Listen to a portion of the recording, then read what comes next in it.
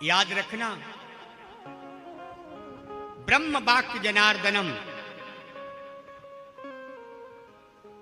भगवान की वाणी ब्राह्मण की वाणी है और भगवान की वाणी संत की वाणी है। अब आप लोग कहते हैं हम तो ब्राह्मण हैं, हमारी वाणी कभी सच्ची नहीं होती। आप तो केवल नाम के ब्राह्मण हैं। ब्राह्मण का अर्थ है शिखा सूत्र त्रिपुंड ऊर्ध्वपुंड। ब्राह्मण के 3 लक्षण दिखने चाहिए। ब्राह्मण के शिखा हो, शिखा माने चोटी। ब्राह्मण का मस्तक सूना ना हो, ब्राह्मण के वक्ष पर यज्ञोपवीत हो।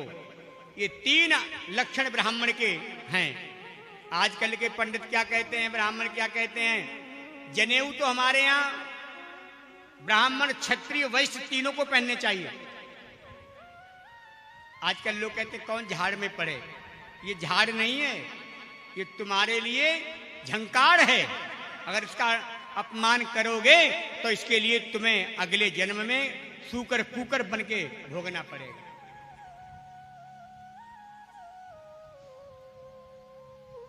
ब्राह्मण का मस्तक सूना नहीं होना चाहिए। तिलकेन बिना विप्राह साक्षात यम दर्शना। बिना तिलक के ब्राह्मण को देख लो और यमराज को देख लो, बराबर फल है।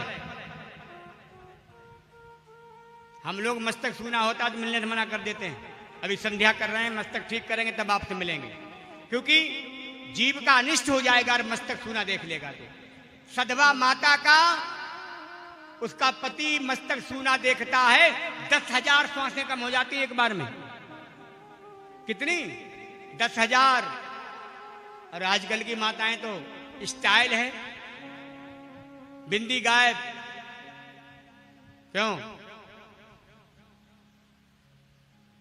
हम तो भगवान से प्रार्थना करते हैं, भगवान माताओं को भी दाढ़ी मूछ देने लगो, कम से कम भौएं तो ना छिलवानी पड़े। हैं? अब शर्म लग रही होगी आपको, बुरा लगा होगा। माताओं, सधवा स्त्री को बालों पर कैंची लगाने का मतलब है पति की अल्पायु। और आजकल की माताएं क्या कहती हैं, नहीं बाल कटवाए नहीं, वो 2 मुंही हो गए। जब तुम 2 मुंही हो तो 2 मुंही तो हो ही जाएंगे।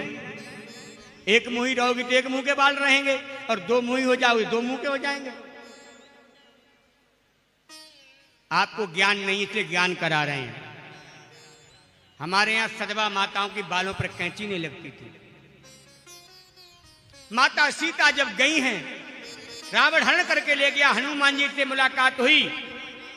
आज की माताएं श्रृंगार कब करती, जब पति बाहर चला जाता है, और पहले की माताएं श्रृंगार कब करती थी, जब पति घर आने वाला होता था। विचार करो, जो उम्र दराज माताएं बैठी हैं, जो जानती होंगी,